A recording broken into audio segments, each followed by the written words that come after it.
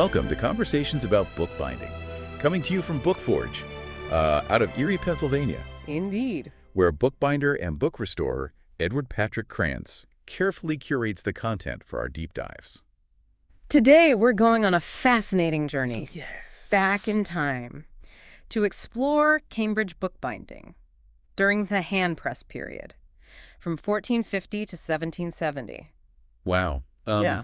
It's just incredible to think that by just examining the cover of a book from that era, Right. we can uncover so much about its journey, its readers, and Yeah. even the city itself Absolutely, like those social and economic forces at play. in Cambridge. Right, exactly. Yeah. So each binding is like a hidden treasure map. Yeah, Right. yeah. I like that. I like it a lot. A hidden treasure map. Yeah. Yeah. And luckily for us, Yeah. we have some incredible guides to help us navigate. We have excerpts from Cambridge Bookbindings, the Cambridge Digital Library, a step-by-step tutorial on the famous Cambridge panel binding style Oh, nice. from J. Hewitt & Sons, Ltd. Insights on 18th century bookbinding from the University of Virginia Library, Right. and even a blog post about the Cambridge Bookbindings project from Cambridge University Library Special Collections. Wow. That's a lot of good material to go through. Yeah, A lot of really good material. I'm excited. I know, me too. Yeah. We're going to be digging into some fascinating stories today. Cheers. We'll meet Garrett Godfrey, a prominent 16th century Cambridge binder Okay. whose meticulous account books give us a peek into the book trade of his time. Wow. And we'll even debunk some common myths about those iconic Cambridge panel bindings. I love it. I can't wait to hear all this. I know, me too. Yeah. But before we jump into the specifics, Okay. let's set the stage. What made Cambridge Uh-huh. such a hotbed for bookbinding during this period? Well, I mean, alongside Oxford and London, Cambridge was one of the powerhouses of the English book world. Absolutely. And so just having that university there created this constant demand for books, new and used, you name it. Right, absolutely. It fueled a whole ecosystem of bookbinders. Yes, exactly. And we know from historical records that over 100 bookbinders were working in Cambridge during this period. That's amazing. And that's just the ones we know by name. Right. Imagine how many more were out there just adding their own sketch, to the story of Cambridge bookbinding. Yeah, absolutely. So we've got a bustling city, a university hungry for books, and skilled artisans ready to meet that need. Yeah. Now, when we think of historical bookbinding, we often picture those ornate, elaborately decorated covers. But our sources suggest Okay. we should look beyond those flashy exteriors. Absolutely. While those masterpieces are stunning, it's crucial to understand the full spectrum Right. of Cambridge binding, from the simple, functional binding Right. to those elaborate works of art. In fact, those everyday, less glamorous bindings Yeah. often reveal the most fascinating stories. It's like comparing a well-worn paperback to a pristine collector's edition, right? Right. They both have their value. Yeah. But that paperback, with its cracked spine Right. and dog-eared pages, whispers a story of its own.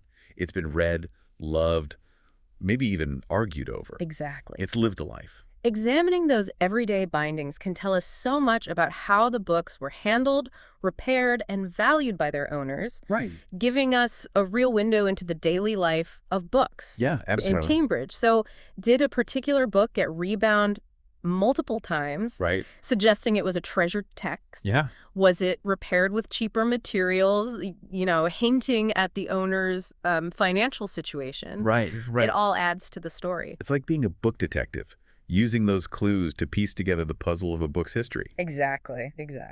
Speaking of intriguing details, let's talk about the Cambridge panel. You mentioned earlier Sure. that there's more to this style than meets the eye. Yes, the Cambridge panel.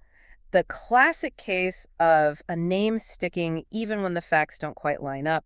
So despite its name, this style wasn't exclusive to Cambridge at all. Really? It was widely used throughout England. So how did it get the name Cambridge panel if it wasn't unique to Cambridge? Well, that's a mystery. Historians are still unraveling. Okay. It seems the term came about in the 19th century, possibly because the style was so popular among early 18th century Cambridge binders. Yeah. A case of mistaken identity, for a binding style. Wow. So picture this. Yeah. You're holding a book with this Cambridge panel binding. Okay. What would you be looking for to identify it? Well, first you'd notice these three distinct panels Okay. created with rectangular frames. Then you'd see sprinkled die patterns, blind tooling with double lines, and often decorative rolls and corner tools. Wow. It's quite a distinctive look, even if it wasn't unique to Cambridge. Right, but why was this style in particular so widespread? Oh. Was it just a matter of fashion? Mm-hmm. Or was there something more practical at play? It likely boils down to cost effectiveness. The Cambridge panel strikes a balance between aesthetics and affordability. It's stylish enough to impress, but it doesn't require the same level of intricate gold tooling as some other elaborate styles, Right. making it accessible to a wider range of buyers. So it's like the business casual of bookbinding. Exactly, yeah. Elegant but practical. Right. But wouldn't a simple, completely unadorned binding be even cheaper? I'm wondering if there was also an element of status associated with the Cambridge panel. Right? Maybe people wanted that touch of sophistication without Yeah. breaking the bank. Yeah, that's a great point. It's entirely possible that the Cambridge panel became a marker Oh. of a certain social class, Okay. a way for people to signal their education or refinement. Yeah. And it's these layers of meaning, the interception of practicality, aesthetics, and social signaling that make the history of bookbinding. So Right. fascinating. Yeah. It's incredible how even a simple binding choice can speak volumes about the culture and values of the time. Speaking about covering the past, let's delve into the story of Garrett Godfrey, that 16th century binder Okay. whose account books have survived the centuries. Garrett Godfrey is like a window into the heart of the Cambridge book trade. Right. He was a bookseller and binder who worked in Cambridge from 1502 to 1539. Wow. And thankfully for us, his meticulous account books, Yes. covering the years 1527 to 1533, Okay. offer a rare glimpse into the early modern English book trade. It's like having a time machine, Yeah. right? Being able to look at these records and see what books are being bound, who is buying them, and how much they were paying. Yeah, exactly. And what I find fascinating is that these records aren't just about the transactions themselves, Right. but they tell us about the reading habits of the time, Right. Absolutely. the popularity of different genres. Right. They even offer hints about the relationship between the booksellers, binders, and their customers. Yeah. And what's particularly exciting is that Godfrey's records reveal a shift in the types of books being bound after a specific comet sighting Yes. in 1531. Mm-hmm. We see a surge in demand for books on astronomy, astrology, and even apocalyptic prophecies. It seems even back then, real-world events had a direct impact Yeah, on people's reading habit. absolutely. That's amazing. So it wasn't just academics and theologians driving the book trade. Right. People were curious about the world around them and sought knowledge in times of uncertainty, just like we do today. It makes you wonder what book would be flying off the shelves in 16th century Cambridge if we had a major news event today. I love it. It's a fascinating thought experiment. I know. But beyond those broader trends, Godfrey's records Uh-huh. also offer glimpses into the lives of individual buyers. For instance, we see one wealthy merchant Okay. consistently commissioning lavish bindings for religious texts, perhaps as a way to display his piety and social standing. It really highlights how bookbinding wasn't just about preserving words on a page. It was also about personal expression, social signaling, and even spiritual devotion. Exactly. Each binding choice reflects a story. Uh-huh. The story of the book, the binder, and the reader. And those stories are often woven into the very fabric of the books themselves. In our next segment, we'll explore how examining the materials used in Cambridge bindings, the leather, the tools, even the recycled waste, can unlock a treasure trove of information about the past. I can't wait. Me too. Welcome back to our exploration of Cambridge bookbinding. We've seen how this university town became a thriving center for the craft and how even seemingly simple binding choices can reveal a lot about the book's journey through time. It's incredible how much history is packed into those covers. And now I'm ready to roll up my sleeves and dive into the nitty-gritty Okay. of how those bindings were actually made. Yeah. What were the techniques and materials that brought those books to life? Well, imagine stepping into a Cambridge bookbinding workshop Okay. in the 16th or 17th century. The first thing that would hit you is the aroma. Oh, wow. A mix of leather, glue, Right. maybe even a hint of wood smoke from the fireplace. And the sounds, the rhythmic tapping of hammers, the scraping of bone folders. Yes. That must have been a symphony of craftsmanship. Let's start with the materials. Okay. I know leather was the most common covering for book covers, but were there other options? You're right. Leather, particularly calfskin, was the go-to choice. It Okay. was durable, flexible, and readily available. But depending on the book's purpose and the budget, Right. binders also used parchment, vellum, and even paper, Okay. especially for less expensive books. So the material was like a statement in itself. Right. A sturdy calfskin cover might suggest a book meant for everyday use, while a delicate vellum binding could indicate something more precious. Precisely. Yeah. And once the material was chosen, Hmm. the transformation from loose pages to a bound book could begin. Okay. First, the printed sheets were folded into gatherings, sewn together to create the text block, and then trimmed. I've always wondered about that sewing process. It seems so intricate, requiring incredible precision. Absolutely. And this is where the sewing supports come in. Okay. These are cords or tapes that the text block is sewn to. They act like the skeleton of the book, Okay. providing strength and structure.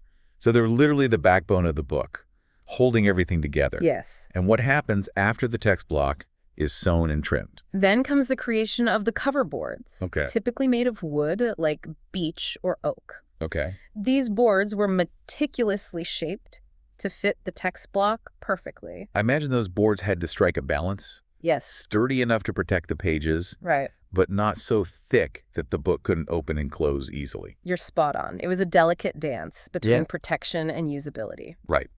After shaping, the boards were covered with padding, and then finally with the chosen covering material, Okay. that leather, parchment, or paper we talked about. So the cover boards act like a protective shell, shielding the text block from the wear and tear of time. Right. But let's be honest, the part that really captures our imagination is the decoration. Ah, yes, the embellishments that transform a simple cover into a work of art. Yes. Cambridge binders primarily used two techniques: blind tooling and gold tooling. I've heard those terms before, but I'm a little fuzzy on the difference. Can you break it down for us? Of course, blind tooling involves using heated metal tools Okay. to create impressions in the leather without any added color. It's like creating a relief pattern on the leather using heat and pressure to leave a lasting mark. Wow. Think of it as sculpting the leather with those heated tools. That sounds incredibly intricate. What kind of designs can they achieve with blind tooling? The possibilities were vast, everything from simple lines and borders to elaborate floral patterns, Right. even figurative scenes Wow. depicting stories or symbols. That's a... It's incredible to think that these designs were crafted entirely by hand, using nothing more than heated metal tools and the binder's steady hand. It speaks to a level of artistry and precision that's hard to grasp in today's digital age. Yes, And what about gold tooling? You mentioned it was more elaborate and expensive. indeed. Gold tooling involves applying gold leaf, Okay. extremely thin sheets of gold, Wow. to the leather, and then using heated tools to create the desired design. Right. The heat bonds the gold leaf to the leather, leaving a gleaming pattern against the background. So it's like adding a layer of shimmering jewelry Right, to exactly. the book. What were some common uses for gold tooling? Gold tooling was often used for titles, authors' names, decorative borders, and centerpieces. It added a touch of luxury and prestige to the binding. It's fascinating how a single technique could transform the book's appearance Yeah. and even elevate its perceived value. We've been talking a lot about the technical side of things, but I'm curious about the people behind the craft. Who were these Cambridge binders? What were their lives like? That's a great question. Sadly, historical records about individual binders are often scarce. Right. Many of their names have been lost to time, Yeah. but thanks to surviving account books, wills, and other documents, Right. we do have some glimpses Okay. into their lives and workshops. I remember you mentioned Garrett Godfrey earlier. Yes. His account books are a gold mine of information. Right. But what do they tell us about him as a person and a craftsman? Godfrey's records paint a picture of a busy and multifaceted individual. He wasn't just a binder, Right. he was also a bookseller, Oh, wow. a stationer, and even a booklender. Wow. His workshop was clearly a hub of activity, Right. serving a diverse clientele that included students, scholars, clergymen, and even members of the nobility. It's like his workshop was the 16th century version of a bookstore, library, and social gathering space, all rolled into one. Yes. It really underscores how deeply integrated bookbinding was in the fabric of Cambridge life. Absolutely. And it's crucial to remember that bookbinding was rarely a solitary endeavor. Workshops were often family affairs Oh, okay. with skills passed down through generations. So a young apprentice might start by learning basic tasks like sewing and trimming before graduating to the more complex techniques Yes. of tooling and decoration. Yeah. It must have been like a masterclass in craftsmanship, learning from experienced artisans. Exactly. Apprentices didn't just learn technical skills, Right. but they also absorbed the business acumen needed to thrive in the competitive world of the book trade. Right. After all, bookbinding wasn't just a craft. Mm-hmm. It was a livelihood, supporting families and contributing to the economic vitality of Cambridge. It's easy to romanticize the past, Yeah. but I imagine it was demanding work. Were women involved in the bookbinding trade in Cambridge? While historical records often focus on male binders, Right. there is evidence that women were actively involved in the craft as well, Wow. though their stories are often harder to unearth. Right. Their contributions challenge the traditional image of the bookbinder as a solitary male artisan, reminding us to delve deeper into the often hidden roles women played in shaping the book world. It's a reminder that history is full of untold stories, Yes. and it's up to us to keep searching for them. We've talked about the materials, the techniques, the people, and the workshops, but what about the impact of these binding choices on the books themselves? How did the decisions made during the binding process affect a book's lifespan and preservation? That's a critical point. The binding wasn't just about aesthetics or Right. functionality. It was also about ensuring the book's survival for generations to come. We've journeyed back in time to explore those Cambridge bookbinding workshops, the sights, the sounds, even the smells. Yeah. It's amazing to think how those skilled artisans, with their meticulous techniques and carefully chosen materials, they weren't just crafting beautiful objects, Right. but they were safeguarding knowledge Okay. for future generations. They truly were custodians of knowledge. Each binding choice, from the type of leather to the sewing supports, had a direct impact on a book's longevity. A well-made binding with sturdy boards, strong sewing that could protect a book for centuries. But a poorly constructed one Right. could lead to damage and deterioration, couldn't it? It makes you appreciate those binders even more, knowing they were entrusted with preserving those precious texts. Absolutely. And the choice of materials was crucial as well. Leather, especially if properly cared for, could Right. last for generations, while parchment or paper bindings were Yeah. much more delicate. It's a reminder that those Cambridge binders weren't just craftspeople. Right. They played a vital role in ensuring the survival of countless books from the handpress period, allowing us to connect with the ideas and stories of centuries past. It's humbling to think that the books we can hold in our hands today, those physical objects that connect us to the past, are a testament to the skill and care Yeah. of those Cambridge binders. But the world of books has undergone a dramatic transformation since the handpress era.